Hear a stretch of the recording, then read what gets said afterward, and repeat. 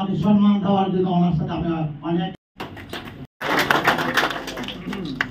বঙ্গবন্ধু পরিষদ আবুধাবির মুসাফফা শিল্পনগরী শাখার উদ্যোগে সংগঠনের সভাপতি আলহাজ আজিজুল হক চৌধুরীর প্রবাসক তথা আমিরাতত 50 বছর পূর্তি উপলক্ষে এক গণসংবর্ধনার আয়োজন করা হয়।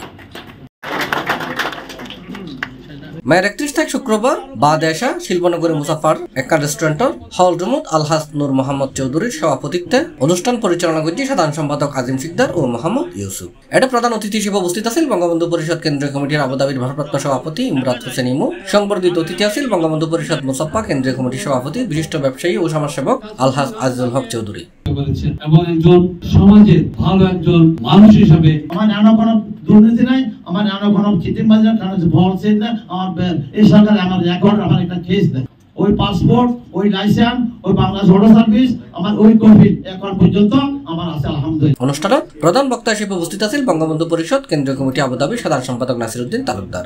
আর বিশেষ অতিথি হিসেবে উপস্থিত আছেন ইকবাল হোসেন বাদল, জাহাঙ্গীর সেলিম, নাজিমউদ্দিন, আলমগীর চৌধুরী, আব্দুর রাজ্জাক, এস এম রফিকুল ইসলাম, সৈয়দ লুৎফর রহমান, মাহবুব খন্দকার, মোহাম্মদ হারুন, মোহাম্মদ লুকমান শাহ আর বহুত কি হয়। কলমে যখন কালি থাকে না, এক বছর মূল্য থাকে, দুটোই চিন্তা করতে হবে।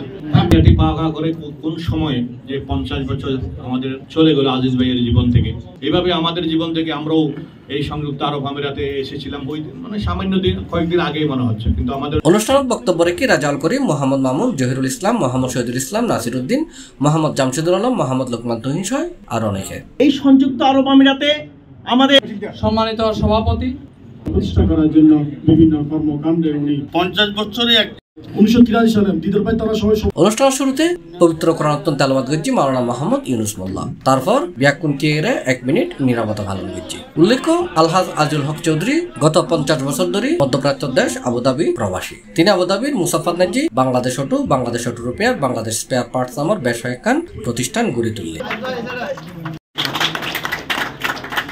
সি+, চট্টগ্রাম।